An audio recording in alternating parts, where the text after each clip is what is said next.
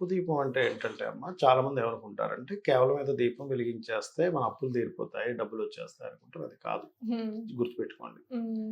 అసలు దానికి ప్రక్రియ ఏమిటసలు? ఉప్పు దీపం దాని యొక్క ప్రక్రియ ఏమిటి? హ్మ్. ఉప్పు అంటే ఏమిటి? ఉప్పు అంటే చంద్రుడు గుర్తుపెట్టుకోండి. హ్మ్. చంద్రుడు అంటే మూమెంట్‌కి కారకుడు. దీపము అంటే అగ్నిదేవుడితో సమానం. హ్మ్. దాన్ని ఆగ్నేయంలో వెలిగించాలి గుర్తుపెట్టుకోండి. 2 హ్మ్. ఇవి తెచ్చుకొని కుందెలుంటాయి గదా! ఒక కుందెలో పూర్తిగా ఉప్పుని వేసి, ఇంకో కుంది పెట్టా దానిలో నూనె వేసి హ్మ్. వెలిగించడం. ఇప్పుడు మనం ఒక పూజ చేస్తున్నాం అనుకోండమ్మా. పూజకి పూజ చేసేటప్పుడు ఊరికే అలా పుష్పాలు అలా వేసుకుంటూ ఉంటామా? ఏదైనా ఒక మంత్రం చదువుతామా? స్తోత్రం, ఏదో ఒక శ్లోకం చదువుకుంటూ. కేశవనామాలు చదవడము, హ్మ్. హ్మ్. నమఃశివాయ అనుకుంటూనో, లేకపోతే హ్మ్. శ్రీమాత్రే నమః అనుకుంటూనో చేస్తాం హ్మ్. కదా! అంటే హ్మ్. ఏంటి? ఒక ప్రక్రియ చేసేటప్పుడు ఒక మంత్రం గూడా తోడవ్వాలి. హ్మ్. హ్మ్. దానికి మనసు గూడా కనెక్ట్ అవ్వాలక్కడ. మీరేంటంటే ఎప్పుడైనా సరే ఉప్పు దీపం పెట్టేటప్పుడు